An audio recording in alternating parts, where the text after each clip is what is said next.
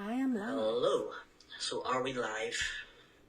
There's always a little bit of downtime here whenever we have to figure out if we are live. Okay. There's usually not anybody watching for the first couple of minutes anyway. Here we go. So we are live, I think, on my channel. We are live on my channel, definitely. And we are live on mine. Okay, hello everyone. Welcome to our live stream. Today we are talking about men and mental health, and men and the sort of the male gaze in our contemporary society. Men and mental health is a very important topic. As most of you know, 80% of suicide victims today are male. More and more men are trying to rediscover their identities, trying to find a sense of who they are, what it is that they want to accomplish in a world that is increasingly derogatory towards that kind of identity. And I think that we want to talk about masculinity and depression, and masculinity and suicide, because as both of us know, and hopefully everybody watching this video knows, 80% of people who kill themselves nowadays are male. You were saying last week, Lyndsey, that of a lot of the people you know that killed themselves, most of them or all of them were male. Yes. Do you want to talk a little bit about that without going into... Yeah, I mean, before I even get into that, I was looking at a statistic earlier. Now it's from 2018. I didn't get around to seeing the updated, but in 2018 there was 12 male suicides in the UK every day. And what shocked me about that, whenever you think about it, that's one person every 2 hours. One man every 2 hours in the UK dies by suicide. That honestly shocked me to the core. I wouldn't have thought it was as high as that. And I actually can't get that out of my head, to be honest. But yeah, I was kind of looking back over anybody that I have known that has actually committed suicide, and every single person that's done it has been male. And it's mad to think that I do believe that men feel that they can't seek help more because it's so taboo, and I think that's an awful thing. And I want to be somebody who people can come to and talk to, and I want to be somebody that shouts for everyone. I'm not just here for women, I'm here for men as well. And you know, when we talk about the fact that, as you're saying, 80% of suicides are male, that's mad. You know. Without wanting to ask you anything too sort of personal or kind of invade their privacy too much, do you have any sort of insight as to kind of why you think they may have done it, or what pressures were on them in particularly that may have led them to take their own lives? I mean, when I look back to the first person I knew that did it, I honestly have no idea. He was the happiest person I knew, and like, this was a guy I went out with. He was my boyfriend, and I had no idea that these things were going on, and it really rocked me. I was 16 years old. It was the first proper close death that I had really experienced, never mind it actually being a suicide. But I had no idea. I had no clue what was going on behind closed doors, because he kept everything so quiet, didn't talk about anything. But when you look back, for me, most of the people I know that have done it have all been like the clown of the group. They've been the ones who put on that brave face and be the centre of attention, and kind of they hide behind a mask. So him, no, I can't tell you anything. The second one, he became an alcoholic and got himself into a lot of trouble and hated himself for it. Couldn't see a way out, couldn't see a way past everything that he had done and how much he'd ruined his own life. And he was determined. He told us on a regular basis that he was going to do it no matter what. He tried on many, many occasions, and he said there's no point in trying to help him because he was determined. He didn't want to be alive anymore. And the other one again, he didn't really let anybody see what was going on, what was happening behind closed doors. He kind of hid behind that. You mentioned there about trouble. Men are more likely to commit crimes, fall in with the wrong crowd, get in with kind of... men are more likely to be living on the streets. Men are more likely, significantly more likely to kind of be the victim of violent crime. Men are more likely... So this is kind of all falls into the issue with men and suicide. There is a big problem with men and falling into bad habits or falling into criminality. Mm-hmm. Do you think that contributed to the second guy that you knew? Yeah, I mean, I'm just going to use his name because I'm going to end up slipping up anyway. With John, it's a long, massive, mad story, but he was actually on holiday and his drink was spiked, and whatever happened, his family thought he'd had a mental breakdown while they were on holiday and took him to a doctor who gave him Zyprexa, which, because he didn't actually need it, it kind of sent him a bit doolally, and he made a mistake. And I won't elaborate more than that because it's not my story, and people that were affected by it are still living.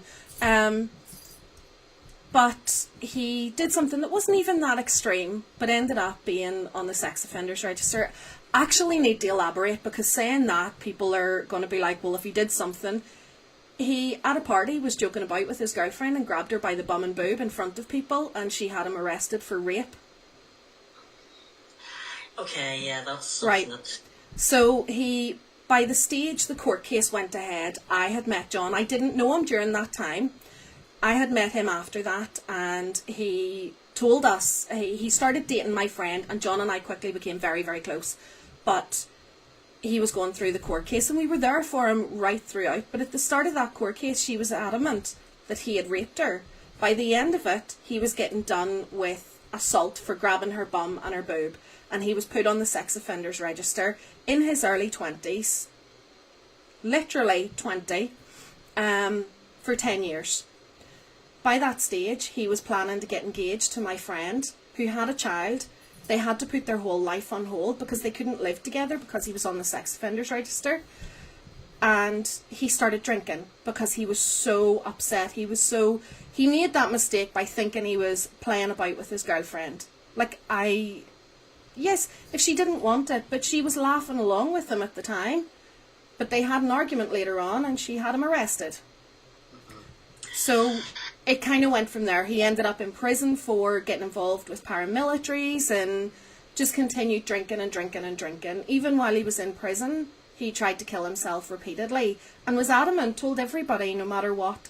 But as you're saying, yes, with the whole getting into trouble stuff, it was a dramatic decline from there.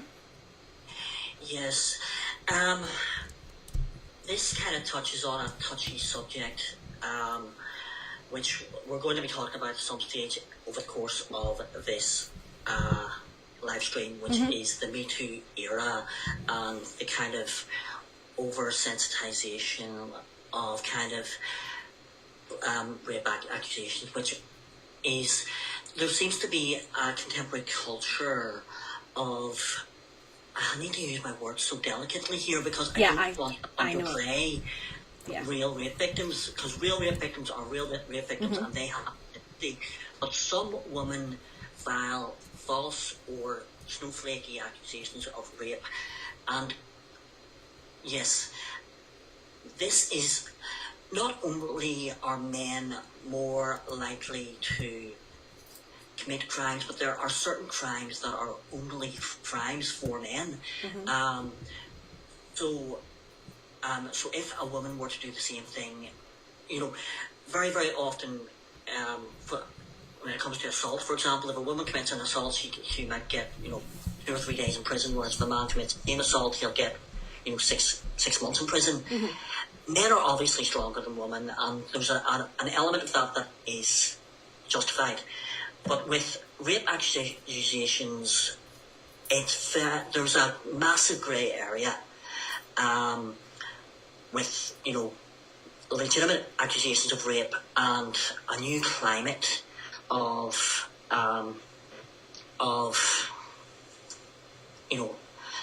not false accusations of rape, but kind of just snowflakey accusations of rape. And these accusations can absolutely destroy men. What are your thoughts on... I do think that there seems to be a lot more coming out that were fake, and it was just somebody was pissed off with people. I was, years ago on jury service, there was a court case where a man was getting accused of rape, and it turned out that his wife had fabricated all of this because they were getting divorced and she wanted custody of their children, so she made all of this up. And I'm not saying, I definitely think that the majority of the cases are real, but I do see a lot more that aren't real. And as somebody who has sympathy for real rape victims, these fabricated accusations of rape and sexual assault are undermining are against female interest, because real rape victims need to come across, and if there are a litany of kind of false or snowflakey accusations of rape, that means that people are less likely to be believed when they are actually real rape victims. So it's kind of the opposite. These people are the opposite of feminist. These people are, not doing the female cause any good, and should be kind of shunned by both men and women alike, because it's kind of vindictive in a lot of ways to bring forward these kind of snowflakey accusations of rape. There's a certain amount of, I need to be so careful on how I word this, but 20 years ago, women knew that there was a certain amount of boys will be boys when it came to kind of what am I trying to say here? Like a certain amount of kind of give and take with men when it came to kind of flirtation. Yeah. So what you were saying about your friend and touching her bum and touching her boob, that was about being playful. Yeah. Nowadays yes, there are some women, and I'm talking 10% of women or 15% of women, who would not consider that to be playful. Yeah, I'm not trying to defend men who do it. You would think, though, if you were in a relationship with somebody, that you would know your partner enough. Like, if my husband grabbed me by the boob, I would just laugh, slap his arm and go, alright, why's that? Because I know him, he knows me. You would assume that you would know the person that you're with enough to know whether they'd enjoy the banter of that or not. I think that could be a topic that could get a lot of hate no matter what way we talk about that. Yes. But I think it's a difficult one, but it does... I mean, it was a massive thing for John and ultimately cost him his life. I mean, somebody who had his whole life ahead of him and had a lot to live for. He had a stepson, he had a future bride, and because, like, I could talk all day about it, because it's something that's really angered me all these years, that rather than her getting done for wasting police time, he was put on the sex offenders register, But here we are 16 years later, and a lot of lives have been affected by that. His family, Sandra especially, it's something that haunts me all the time, thinking, could I have done more?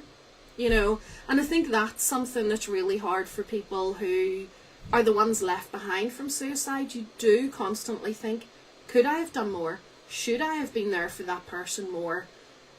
What could I have done differently? And it's a difficult one. Yeah, it is a difficult one. The topic of male suicide is a big topic, and I think that we're going to move on a little bit from this because obviously the Me Too era and snowflakey accusations of sexual assault, it's a touchy subject, but it's the big topic. I think what I kind of want to talk about more is the different kinds of masculinity and how they are affected differently by depression and suicide, and how they feel differently inadequate. Right, so there are different kinds of guys. You know, there's your sensitive guys. There's your more kind of, for want of a better word, alpha guys. Mm-hmm. You know, you're kind of strong guys. You're sport guys. You're and there's everything in between. You know, we're talking about a demographic of 4 billion people, and there is not. I can't stand the terms alpha and beta. I hate that as vernacular, but it seems to be the only vernacular that's about. But basically, you have sort of your ordinary decent guys that sort of aren't necessarily sort of manly and all that sort of stuff, and you have sort of stereotypical, for want of a better word, alpha men who are also being affected by depression and suicide. So I think by way of structure, we'll talk about just ordinary decent men first of all, and how they are kind of feeling a little as if their identity is under pressure in this contemporary era. And then we'll move on to talk about more alpha men. Is that a good way to structure this? Yeah. Yeah. So we're kind of talking about sort of sensitive men and kind of alpha men. So a lot of men, I heard, and I'm not sure if this is 100% true, but I heard that testosterone rates in men today are the lowest they've ever been in history. So what that means is that a lot of men are kind of more sensitive, they feel less masculine than they have kind of ever felt in history. And a lot of men are kind of feeling the pressure of kind of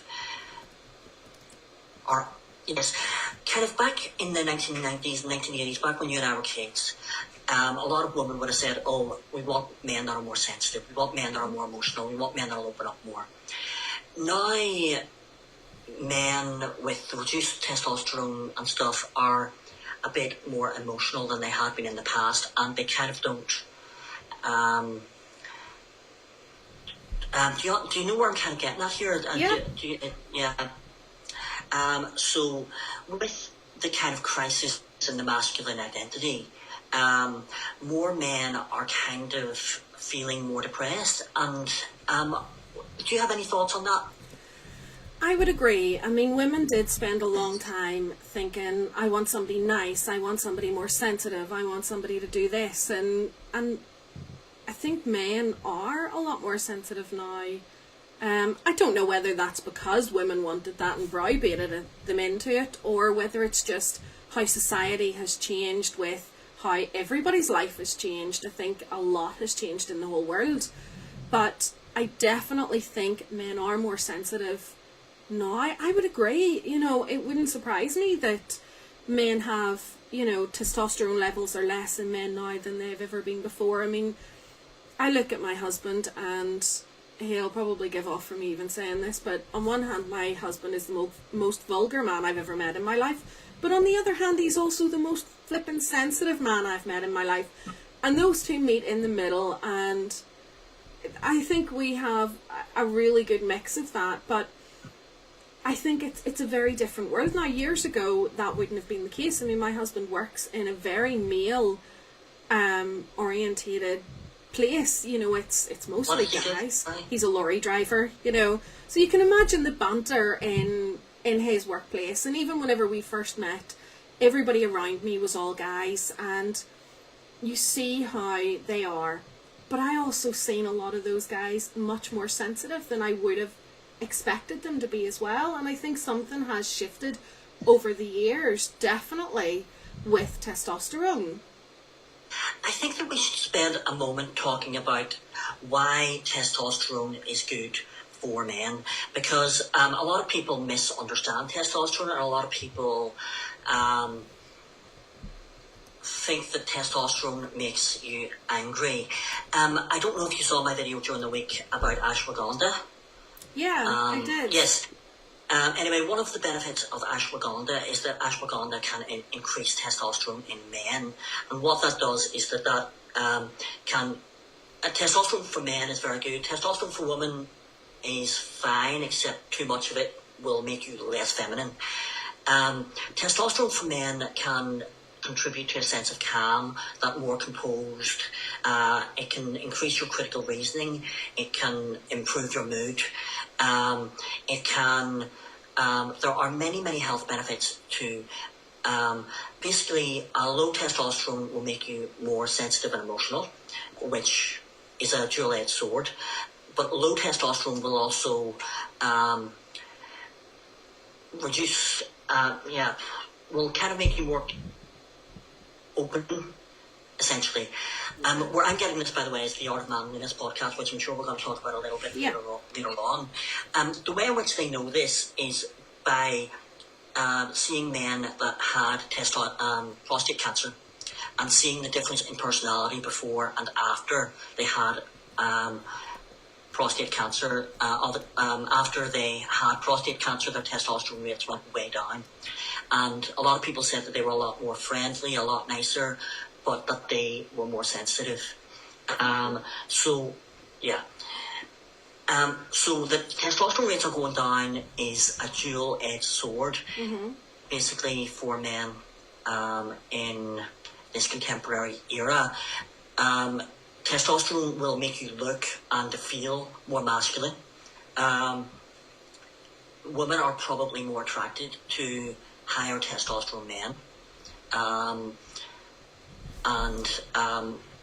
I think, if you've ever had sort of a male friend that kind of was like friend zoned, essentially, he was probably just sort of didn't have the kind of testosterone that you kind of wanted from and that's kind of, and I think that a lot of women have that in their past, that guy who's really nice, but was kind of just doesn't have that edge of a boyfriend that you're kind of looking for.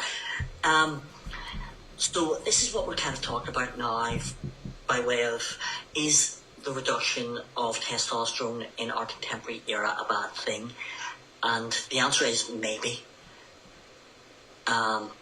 Yes. So then we'll so sensitive men and kind of not living up to kind of feeling the pressure of contemporary society and feeling like they're not living up to it, kind of basically. Yeah, I would agree. There's definitely an element of, and looking back to my teenage years, you always had that guy who might have been good looking, but he was too nice. There's nice and then there's too nice. You want that middle of the road. You don't want the bad boy. Well, I mean, some of us did, but you want the middle of the road. There was always that one that you did friend zone because they were just too nice. But I definitely think that you do need that element of, you want a strong man. Sorry, let me rephrase that. I want a strong man. I want somebody who ultimately is going to look after me. I'm going to look after him in the way that he needs. And I don't just mean sexually, because I can imagine people are going, it's going there in people's heads. But, we look after each other in the way that is needed. But there is something about having somebody that is going to look after you. I know that there's times where I talk about things and Thomas will go, but I'll keep you safe, I'll look after you. And that is huge comfort. Even just sometimes whenever he's holding my hand, I just feel that real safety. And it's because he is a manly man, and I mean, I can't talk for everyone, but I know that there is an element of that women do like. There's a couple of things there that I wanted to circle back to. Today in our contemporary era, it's not so much that sensitive men are sensitive men. It's that sensitive men firstly don't want to be more manly men. There's like a kind of a culture that tells them that being a manly man is being a toxic man, which I couldn't disagree with more. And I want to kind of circle back to your thoughts on that. The other thing that I want to kind of talk about is the importance of men hanging around with other men. But we'll talk about that after. Do you think that men today aspire enough to be men? I don't know. I think it's a difficult one. I mean, I'm not in a massive male environment to see how different men are, but I definitely think there is a shift in what men do aspire to be. I mean, yeah. What do you think? I mean, you're the guy. How do you feel? Out of anybody you know, how do you feel in yourself? Do you feel different about that? A lot of my friends are sufficiently masculine. But I know that a lot of people, especially people who are sort of more left-leaning, if you know what I mean, like more progressive people do not aspire, like basically hipsters. You know, they don't aspire to the kind of, aspire sufficiently to the kind of alpha male model. They almost kind of fall short of it just that little bit. They kind of are a little bit too pretty, like they're right on the boundary of masculinity, a lot of them. Mm-hmm. And a lot of these people that I know that are hipsters from, you know who I'm talking about here, you know the kind of men I'm talking about. I don't think hipsters is quite right, but people who tend, generally speaking, to be kind of progressive politics, tend, generally speaking, to be, they don't aspire to the more alpha, and I hate that word too, that masculine model. It's kind of become faux pas to say things like man up, or, you know, to, they think that masculinity is just about turning up. And I think masculinity is about more than that. I mean, I'm not the most alpha of men. I'm not going to pretend that I am. But I do aspire to be a more alpha man than I am. And I do work out. I do. I am aware of the benefits of masculinity, which might be worth talking about a little. Do you think that the difference in this, obviously our whole thing is about men's mental health, do you think that aspiring to be a manly man kind of coincides with that, or are we getting off topic and talking about something totally different? It's a bit of both, actually. A little bit of both. At the minute we're talking about sensitive men and kind of why they're kind of feeling a little bit depressed. And I think that some of them, not all of them by any stretch of the imagination, don't know why they're feeling a little bit depressed. And it's because they're living in a culture that kind of tries to bootstrap or tries to tie down what it is they are.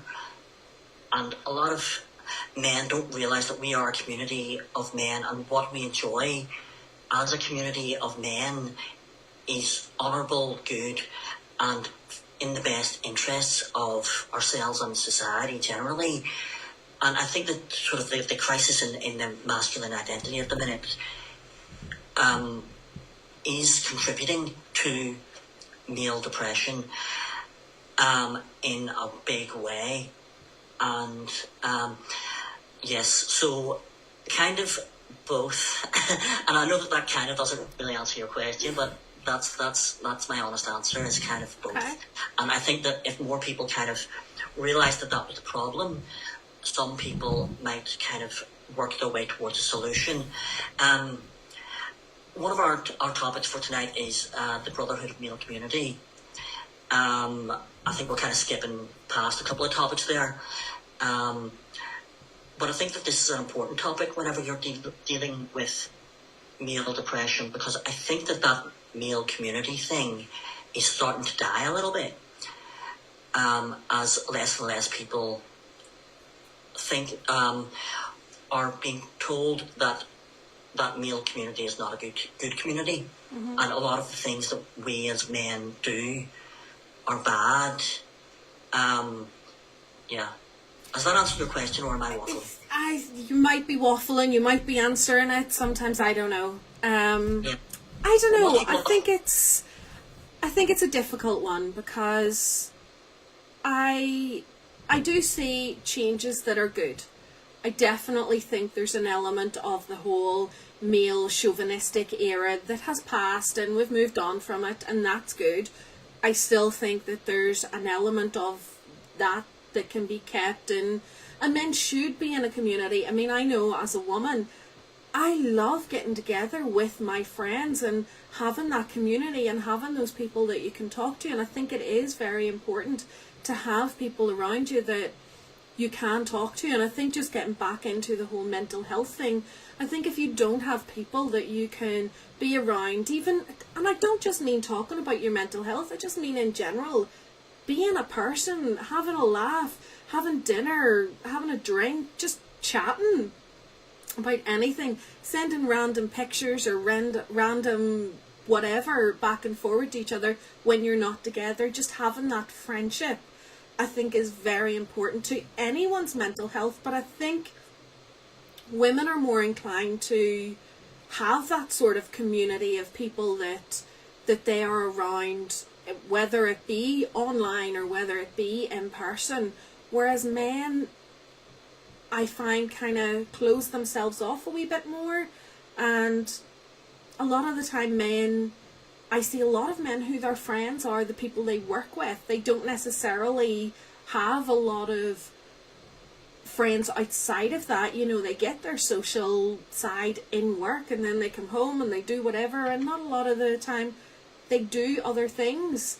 And I think it's very important to surround yourself with people who you enjoy their company for your mental health, because otherwise, I mean, if Thomas and I were just spending time where it was just the two of us, we weren't talking to anyone else, yes, I enjoy his company and he enjoys mine, but it would get to the stage where your mental health would suffer, because you need other people, you need friendship, you need people who are like you around you, if that makes sense. Yes. Male friendship is an interesting one. And some of this, it comes back to kind of girlfriends, and how traditionally men kind of open up to, or show their sensitive side to their girlfriends, and kind of don't open up as much with their male friends.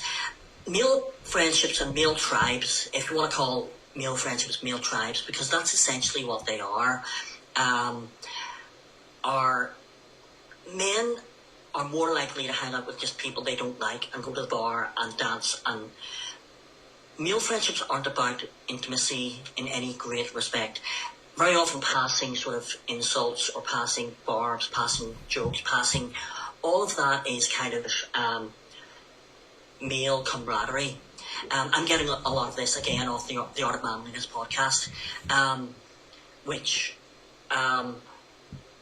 the male friendships and female friendships are very different, and I think that people today have lost sight of the intimacy of male tribes, and that your tribe is there for you in a lot of ways. I mean, certainly my friends are great. All of my male friends, I play poker once every 2 weeks with my male friends, and they are amazing. They're all great guys. They are my tribe, you know, and that's... Is it necessary for me to be intimate with them? Is it necessary for me to share my innermost feelings with them? No, that isn't the way male friendships work. But that doesn't mean that they are not my tribe, and they are my tribe. It's just kind of understanding what male friendships are, and kind of how male friendships make you stronger.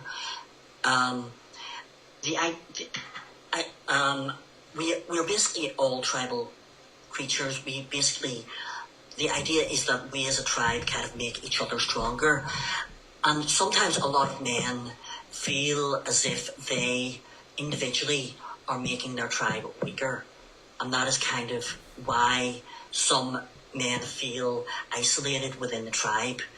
But very often they're not. And sheer numbers make the tribe bigger by way of masculinity.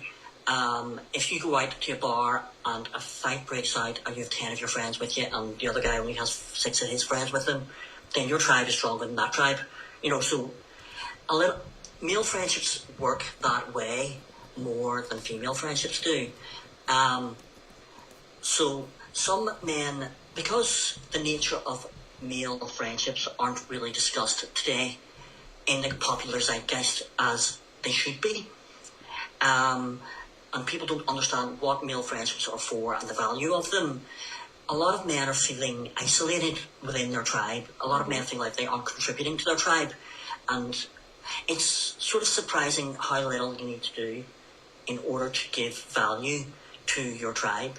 Essentially, if you are a man, so in that way, male friendships are in some ways stronger than female friendships, because female friendships can be a bit bitchier and a bit kind of more intimate. They can hit you where they hurt. They can gang up against you. They can use what you've told them against you. Men don't care. Men are there for you, sort of a lot more than women are. And I think that a lot people have started to misunderstand male friendships. And am I waffling, or is this making sense? No, I think you could be sort of stereotyping female friendships, but okay. I do, to a certain degree, I do agree with you that male friendships are very different. That's what I was saying. It's not about opening up. It's not about sharing your deepest feelings. It's about just being there and sharing. Like, Thomas will show me some of the pictures that his mates send him, and they have a bit of a laugh, and that's a guy thing. That's guys' friendships, and I love that. I love whenever you have that camaraderie. I hate that word, but you understand where I'm going with that. Yeah. But yeah, I definitely think with guys, sticking to the whole men's mental health, you do need that tribe. You do need all of that to survive mentally, because if you don't have that banter, if you don't have that relationship with people around you, then you kind of get lost and lonely. 100%. What I've written down there is the need for community. And this may or may not be something that is kind of dying in our contemporary era, is community and kind of men kind of being of value in the community, or men feeling as if kind of what I was saying before about men feeling of value. Everybody needs a community, and yeah, there's a certain sort of extent to which the communities we used to have are becoming more distant. We were talking about this last week whenever we were talking about social media and how people are not closer anymore, and how people don't go to church on Sunday, and how it's harder and harder to identify who your community is and who your tribe is.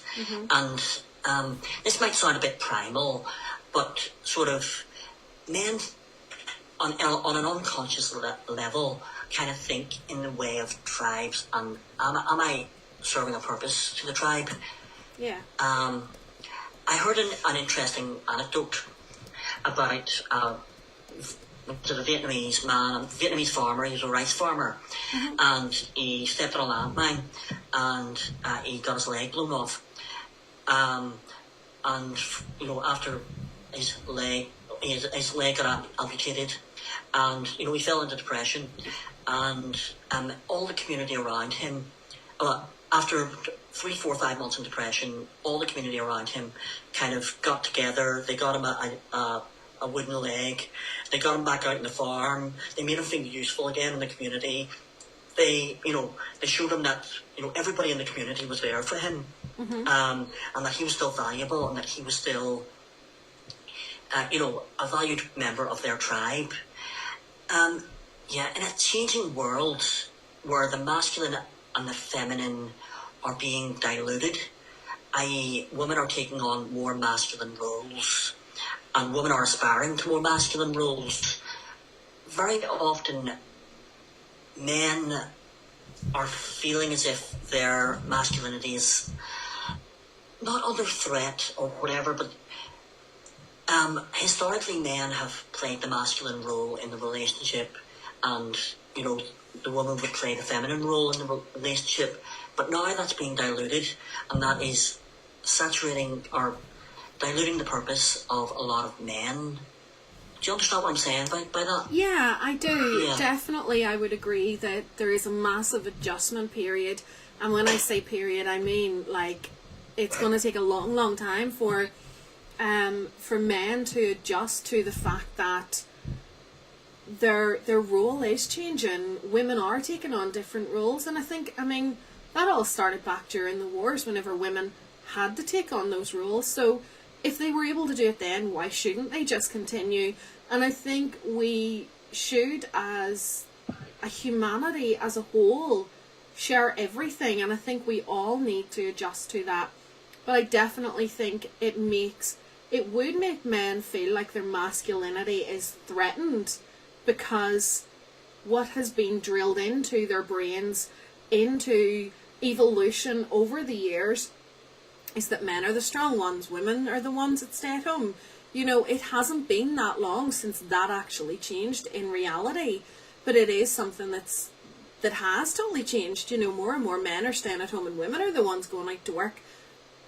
And a lot of those men struggle with the fact that their wives are the ones that are earning more money. That feeds into the whole male mental health thing, because they feel inferior because they're not earning as much as their significant other, or they feel like they are useless because they're not the ones being the breadwinner or whatever. But I definitely think that it is something that over the decades, as we go along, that it is something that is going to continue to change, and men will eventually, hopefully, adapt to it. But I definitely think until that stage, there is going to be that transition stage where men don't feel like they have that same role. Everything is changing for everybody. I think what I'm talking about more is just traditional chivalry. Pulling a seat out for a woman, taking a woman out for dinner, kind of both partners being not, I don't want to say equal, but both partners being the masculine partner in the relationship is more and more women aspire to kind of be the kind of masculine partner, and that kind of leads men to kind of go, well, what does that mean that my role is in the relationship? And that leads to a lot of everything you've said was right about changing gender roles and and women going out there and working, etc. All of that's fine, but I think that we know that like 50% of marriages end in divorce. We know that less people are getting married, and all of this is feeding into men's mental health. Like, what is my role in a relationship? It used to be that men found a lot of purpose and a lot of kind of whatever in being the breadwinner and playing that masculine role. That sort of, I'm the hunter-gatherer, I'm out getting the, and that fed into the primal nature of masculinity. I have purpose, I am going out and I am providing. I am treating my prize with chivalry, and that isn't intended to be sexist saying that, but that sort of hunter-gatherer kind of woman, my prize, I bestow upon you these gifts, and that on a very primal thing, that gives men purpose and that gives men identity. Mm-hmm. And chivalry gives men purpose, but it isn't that. It's almost that chivalry is being discouraged nowadays. It's almost like women don't want it because women think it's sexist to be chivalrous and to and to be traditional, and more and more women more and more men are confused as to what it is their role is in society. Mm-hmm. Yeah, I mean, fair enough. I do think we could be careful that we're not getting into women are making men feel depressed, because we are starting to get into the territory that's what it's starting to sound like. So, okay. That's not quite what I was saying, but yeah, it's so brotherhood, male community. We've talked about the Art of Manliness Podcast. We're 45 minutes in, so we're doing pretty well. The Art of Manliness Podcast is something I've been quoting the Art of Manliness Podcast kind of throughout this whole basically live stream. Is fascinating as a life coaching podcast for men, and it's a life coaching podcast for everybody because it gives a very unique perspective, and not a unique perspective.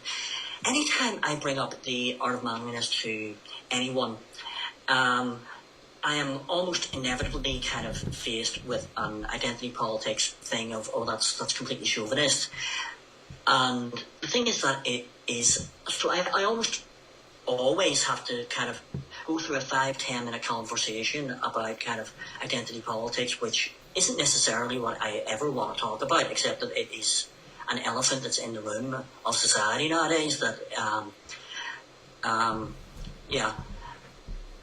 So the Art of Manliness Podcast is essentially like Men's Health. It's a magazine. It's essentially like so any one of the women's podcasts that are out there, and it gives wonderful advice and tips for men. Whenever I was feeling low last year, I started listening to the Art of Manliness Podcast, and it gave me a sense of spirituality, a sense of purpose, a sense of self, that it was like I had restored. I knew where my destination kind of was, even though I was a million miles from it. Every time I listened to the Art of Manliness Podcast, I was inspired to better myself. And a lot of my YouTube channel and a lot of my self-improvement journey has been inspired by the Art of Manliness Podcast. And I keep telling everybody I meet, you have to listen to this podcast. It is wonderful. It will inspire you to change your life in a way in which I wasn't anticipating whenever I turned it on. It isn't an identity politics podcast at all. It isn't a political podcast at all. It's a life coaching podcast.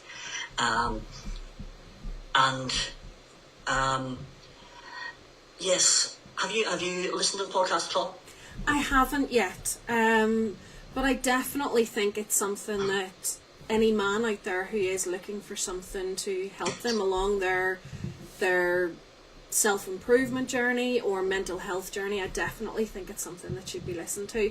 Having listened to you talk about it and how much it's really helped you, and a couple of other people have mentioned it in their videos and their podcasts and stuff. So it's definitely one that I think any man should give a go at least once. Just listen to an episode and see what you think, because I mean, there's so many tools out there for everybody that you just have to reach out and look for them. But it's definitely one that I keep hearing coming up. Yeah.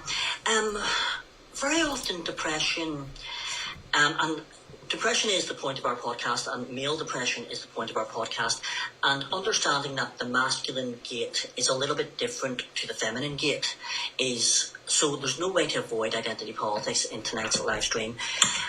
My whole entire YouTube channel is based on a book by Charles Duhigg, The Power of Habit. You know, the power of making very, very small changes every single day in order to better your life. And whenever I was low this time last year, very low, all I could do was make very small changes. That was it. And I listened to that on the Art of Manliness, that podcast, and also things like they had another one, The Value of Hardship, which is probably where myself and Awake Again I are getting the idea of cold showers. The Value of Hardship. i.e. you put yourself through a small amount of stress in order to kind of in order to get your body more accustomed to stress. And that might be the opposite of what you want to do whenever you are down and out and low. But where I'm getting kind of things like the power of habit from, Charles Duhigg went on to The Art of Manliness, and he talked about his book, and I listened to it when I was out cycling, and it was like, yes, one small change and reinforce it. That's it. That's all you need to do. Another episode of The Art of Manliness talked about community, and talked about male bars, and talked about workout groups, and talked about how important it was for men to trade barbs with each other, how hanging out with each other, if men hang out with each other, it will increase our testosterone. And essentially increasing our testosterone will increase our mood. So doing traditionally male activities with other men, hanging out with other men, playing poker. I play poker once every 2 weeks with my male friends. Watching football. All these traditionally male activities actually help to improve male mood. I sort of think that our whole entire zeitgeist is discouraging us from engaging in traditional male activities, whereas what we used to do 20 years ago was kind of laugh about traditional male activities, and kind of encourage traditional male activities. It's like traditional male activities are being discouraged in our contemporary era, and this is contributing to a kind of greater male depression. Do you have... Okay, so really, I mean, all the changes in society, you're saying, contribute to the fact that, 80% of suicide is men, because of how much change, because of how much they're getting pushed back on doing the things that they're used to doing. A wee bit, but like the things they're used to doing is things like, watching football. No, I know. Yeah. I mean, even the fact that 20, 30 years ago, men would have more gone to the pub after work. Mm-hmm. Saturday night, men always went to the pub. That was just the way they did. Friday night, whenever they finished work, they would have gone to the pub. A lot has changed over the years, and yeah. I mean, I think a lot has changed for women as well, but I think what I really want to think about is, I mean, there's depression, there's mental health everywhere on both sides of genders. Why is it that 80% of that, 80% of the suicides then are men? Why is it more with men than women? I mean, those are the things that I want to delve into. They're the things that I want to understand more. Why it's taboo for a man to have depression or anxiety or, any of the broad spectrum of mental health conditions, and why they are then the 80% of the suicides. And as I said at the start, 12 men dying every day by suicide. Why is that figure so high? Why is that happening? Yes, I understand the reasons why men are depressed, but, with every depression, no matter what it is very serious, and whatever makes you depressed is very serious.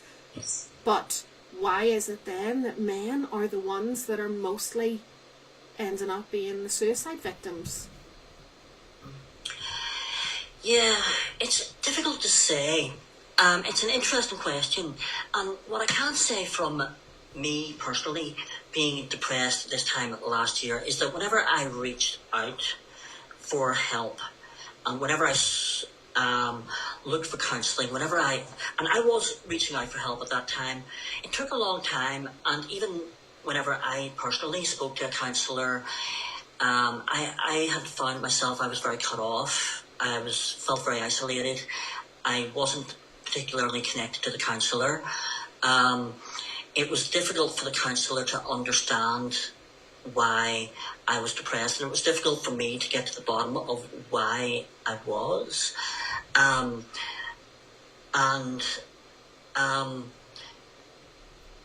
Yeah, so maybe I just had a bad counsellor, but I know that firstly it took a long time to get a counsellor, and I was pretty down at the time. Secondly, I didn't really connect with the counsellor. She was female, and a lot of counsellors are. The counsellor didn't really seem to understand kind of what it was that was getting me down in the first place, and yeah, very often mental health services do take a long time. The nature of male friendships, and also we haven't spoken yet about alpha men and kind of why they are depressed. And I think maybe that's what we're kind of going on to now, is it? Yeah, I mean, maybe could be. Where I was going to go from there was, do you think that more men feel like their masculinity is not threatened, but is taken away from them by suffering a mental health condition? Do you think maybe men feel afraid to open up because they don't want to seem weak, because they have to be that alpha male, they have to be strong? So if they admit that something's going wrong in their head, then they're weaker. Whereas women are the fairer sex, so they're more likely to open up more. Do you think that could contribute to it? That's a good question. I think we are kind of moving on to the topic of alpha men now and stuff. I think we've pretty comprehensively covered sort of sensitive men and why they're feeling kind of difficult in our contemporary era. Alpha men is a totally different thing, and obviously there's a lot of spectrum between that. Yes, definitely. Do I think that mental health is as taboo as it was 20 years ago? No. I don't. I think that the taboo around mental health is not as bad as it was 10 years ago, and it's not as bad as it was 20 years ago. That doesn't necessarily mean that it's not there at all. And I think that some men, alpha men, traditional sort of stoic, whatever men maybe do, feel a little bit ashamed to admit it. I personally am not a traditional alpha man. I was more than happy to seek out help and advice whenever things were getting on top of me. Other men may or may not be embarrassed, and that might be a topic of conversation. And why they're embarrassed is, I don't know that they would necessarily tell everybody. They don't, right? Sorry, I'm kind of rambling a little.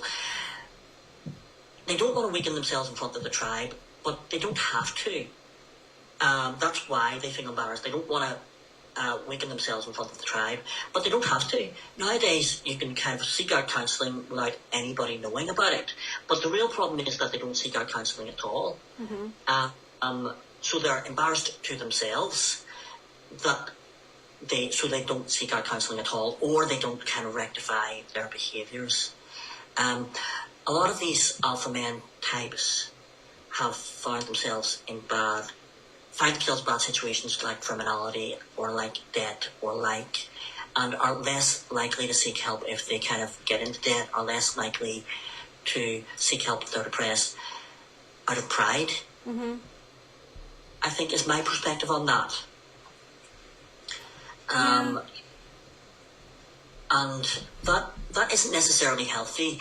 I don't think that alpha men need to weaken themselves in front of the tribe by telling anybody about their problems if that's not what they're comfortable with. But they do need to admit it to themselves that they are in whatever difficulty they're in and take whatever steps they can to get out of that situation. Let's assume that's financial debt. Then going to a financial planner would be sensible. But a lot of alpha men are too prideful to admit that they're in financial debt, so they don't seek out help. Sometimes that help can take a long time to arrive. Sometimes it's a case that they're just in a bad place mentally and they're not. It takes an amount of humility to admit that you're kind of in a bad place mentally. As somebody who has had experience with depression feels very real. at the time, and whenever you're ruminating and you're beating yourself up and you believe that you're the worst person in the world, etc., that feels like a real reality, and it's hard to kind of say to yourself, this is depression. Mm-hmm. That's a hard, it's like admitting that you're an alcoholic, essentially, because it doesn't feel like depression, it just feels like you're, a dick. Basically, it feels like you're a terrible person, and that all you can do is think about how much of a terrible person you are, and all the terrible things that have happened to you, and that feels real. So it takes an amount of humility to say, this is depression and I need help. So you don't need to say that to anyone else if you are an alpha man. All you need to do is to seek out help in privacy, and, what do you call it? A word of depression is confidential, but it is only as good as it is. If you can admit it to yourself and seek out help from any number of confidential services, then that is where alpha men are falling down. Yeah, I would definitely agree with a lot of what you're saying there. And I do think there's still that whole, and even for women as well, there's that whole, buck up, things can't be that bad, or there's worse off people than you, what have you got to be depressed about? And, there's all of those things as well that kind of feed into how people are feeling, and especially for men, you get that whole, wise up, you're fine, chin up, mate, there is still that sort of stigma that comes with it, that we are trying to break through, and so many people are making headway in that. We do have a long way to go with that. I think men's mental health is something that needs a lot more work, and hopefully over these next few years we're going to see more and more of that changing. And I definitely think, being someone from Northern Ireland, I definitely think we need better mental health services. And I actually had planned so much work with Aware NI this year. Unfortunately, that's come to a halt, but one of the things we were discussing was men's mental health. So it's something that I have always been advocating for and trying to push more and more. And I think it's something you could talk to the cows come home on this topic, because again, we go back to the whole 80% of suicide is male, so we need to work together. We need to do something to change this, and neither of us have the answers.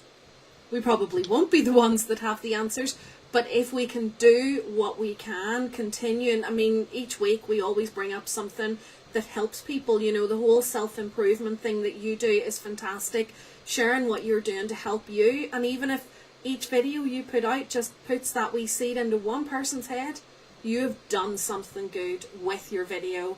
You've done something good with your day just by sharing that. And I think if more of us just share part of us, and I don't necessarily mean like us on social media and stuff, just with people around you.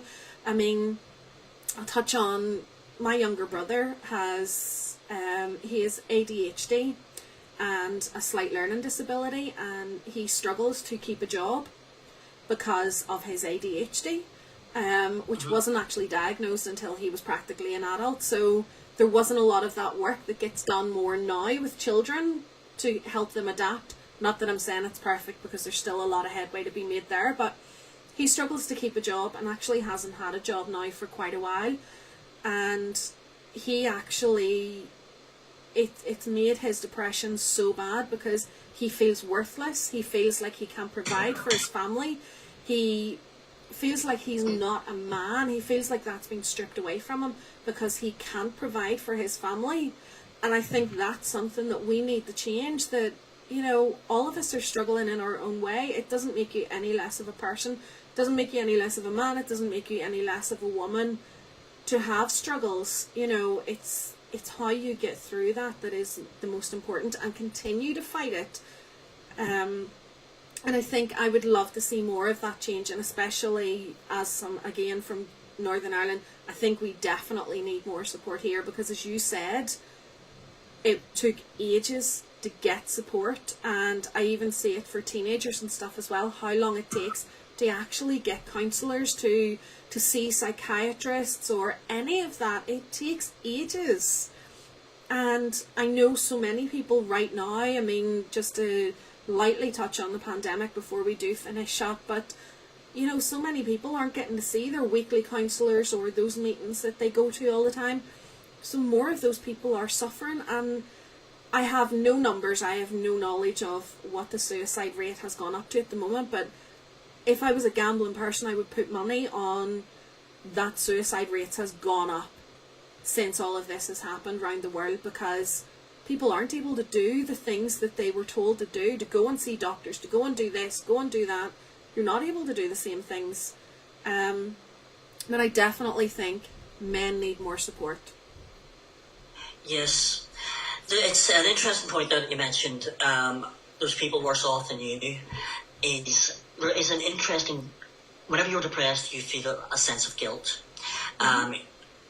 Almost like you are, you're worthless, you do feel as if you are worthless, and that you asking for a counsellor is you taking a counsellor away from another person who is more deserving of a counsellor. And that is definitely something that I felt whenever I went to seek counselling. And I think that by way of counsellors and stuff, I think that kind of having this conversation that we're having tonight is kind of helpful enough for some men. I hear a lot of, it's okay to open up stuff. And I don't think that alpha men are going to open up in that way. But instead of opening up, I kind of think that the message should be more to alpha men. It's have a little humility and ask for help. And that doesn't necessarily have to be from a friend. That can be from a professional, and that can be a confidential thing. You don't necessarily need, your status in the tribe is still secure. If you ask for it confidentially, and understanding that may be kind of what's motivating them. This is what How to Win Friends and Influence People. I've been reading the book How to Win Friends and Influence People, and it's all about understanding people's motivations and kind of how can you get these people to do what you want them to do. It's by kind of speaking their language, is essentially, and I think that our zeitgeist needs to start speaking the language of alpha masculinity a little bit more, and understanding alpha masculinity, and understanding that alpha masculine men are a bit more prideful, a bit more, almost a little bit more insecure than kind of more sensitive men who are kind of comfortable with their kind of, there is an insecurity that goes around that kind of alpha masculine model. And so yes, there is guilt, there is kind of pride, there is a little bit of stubbornness maybe in asking for counsel or asking for financial assistance, or even like if you've gotten in over your head with whatever other criminal activity, sort of admitting to yourself that, hey, I'm in over my head here, I need to get out, is something that a lot of alpha men struggle with. And yes, so that is sort of, I think, should be the gate of the conversation. I think that should be the message of the zeitgeist, is that your alpha masculinity is good and beneficial and good to the tribe, but at the same time have the humility and admit to yourself that there's a problem and seek it out in yourself, but do not wait. Yeah. And whenever you understand that that's kind of how they're thinking, then you understand how to convince them to seek the help that they need to seek out. Yeah. Is my perspective on that. Yeah. What do you? Yeah, I would agree with that. Yeah, definitely. I mean, I think there is adjustments that everybody can make to encourage people, and I think it's something that's not going to change overnight. But I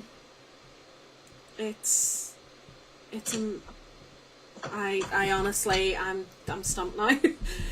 Yeah, fair enough. I think we've had a good chat. The only thing we didn't cover there was Jordan Peterson, but... yeah, tell me about him, because I don't know an awful lot except that he's an author. He is an author.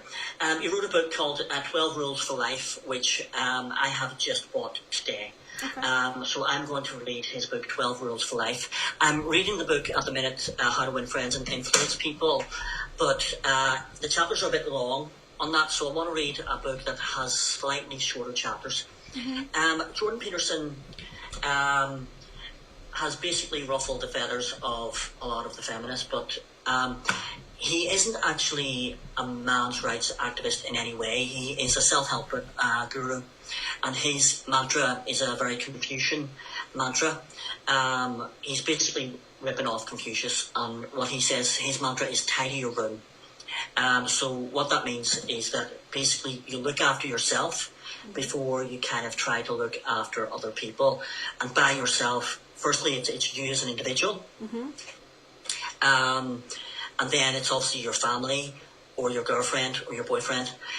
And after that, it's your community. After that, it's, your society, essentially. So he's kind of ruffled the feathers of a lot of the kind of young student types who are, trying to change the world, and yet they have all the problems in the world themselves. Mm-hmm.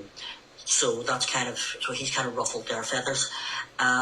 He kind of came to fame because the Canadian government were going to mandate that preferred pronouns be law, and he was very opposed to that.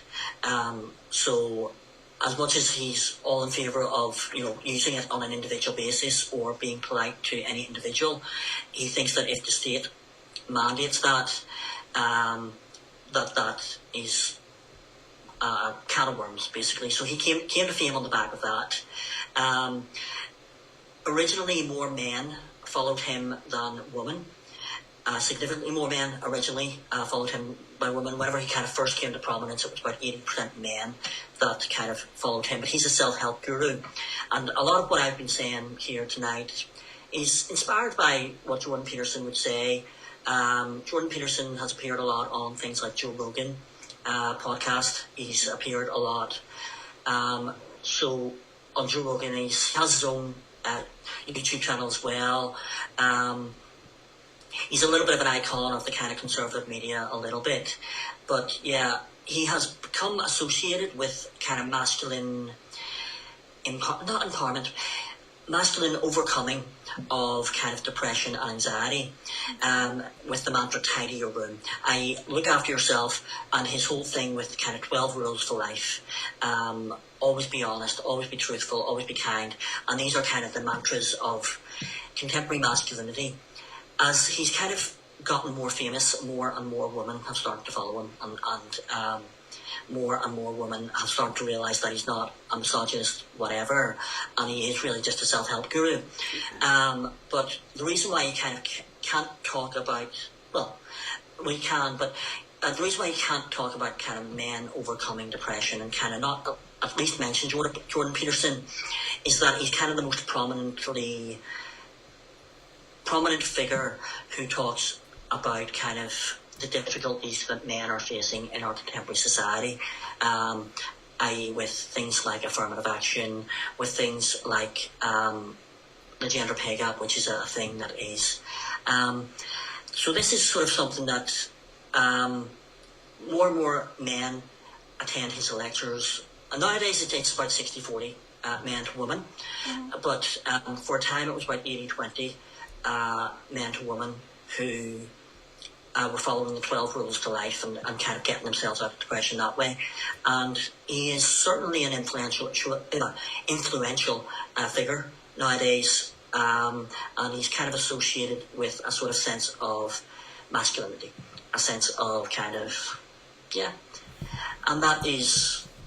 Oh, well, I mean, that's something to look out for. I might have a wee read of that book myself, and sure we can talk about that maybe in a couple of weeks once we've both read it. I think, are you and I both kind of wanting to do book reviews on this live stream moving forward? Yeah, we did talk about that. I think it's something along with different topics. You know, we can shake it up every week, talk about different things. But yeah, as you know, I've just recently bought The Power of Now, which I haven't started reading yet. I'm finishing a book I was reading before, just a bit of a fluff book. So once I finish that, I'm going to get stuck back into reading other things. But The Power of Now is my next read. But this might be one that is for both of us that we could have a chat about, and from two different perspectives, obviously. Yes. I think it's good to discuss for people. Yeah, I think people would be interested to hear us talk about our thoughts on Jordan Peterson's 12 Rules for Life. I've only just bought it, so that might be an idea for a couple of weeks' time, that we discuss the book and we discuss his 12 Rules for Life and see what we think of them. Yeah. And maybe people might be interested to hear our thoughts on that. Sounds like a plan. I think for today, I think we're kind of wrapping up. We are indeed. And that was a good chat. Yeah. So I will say good night to everybody. Thank you for chatting along with us. And we will see you next week.